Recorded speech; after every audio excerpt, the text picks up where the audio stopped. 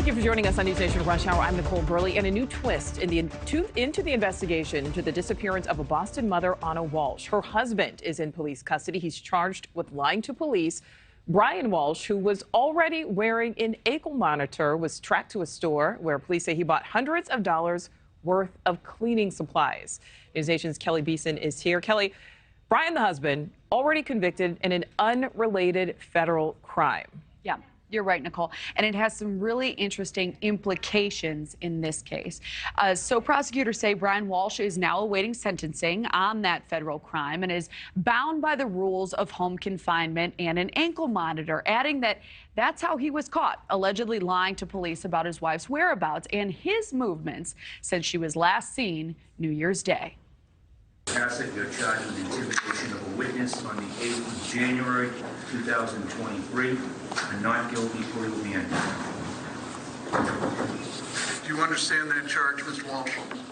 Yes. Brian Walshe was charged with intimidating a witness and misleading police in their investigation into his wife's disappearance. 39-year-old Anna Walshe was last seen early January 1st. She was supposed to take a ride share to Boston Logan International Airport to Washington, D.C., where she traveled several times a month for work. Her property management company reported her missing to police January 4th, saying she never arrived.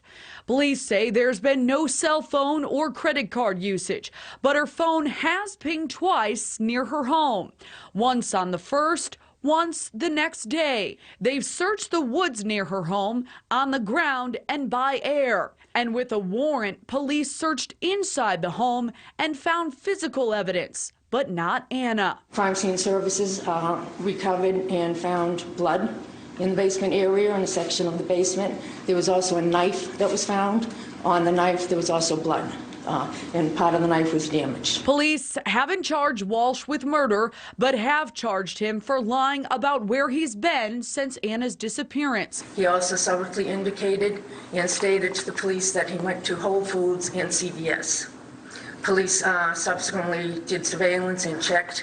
There was no surveillance or indication that he went to Whole Foods, nor CVS. He indicated he purchased some items. There's no receipts for him having purchased that. Instead, police found video of Brian Walshe going to a Home Depot the day after she disappeared, buying $450 worth of cleaning supplies. His defense says he has cooperated. Mr. Walshe has given several interviews. We have consented to searches of his home. We have consented to searches of his property.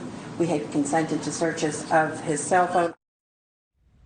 Now, again, at the time of his wife's disappearance, Brian Walshe was on house arrest awaiting sentencing on federal charges in a 2018 criminal case. He pled guilty to selling 2 fake Andy Warhol paintings on eBay to a buyer in L.A., Nichole, and that was for $80,000. All right. So some criminal history here. All right. Thank you for watching. Go to newsnationnow.com to find NewsNation on your television provider. And don't forget to click the red subscribe button below to get more of NewsNation's fact-driven, unbiased coverage.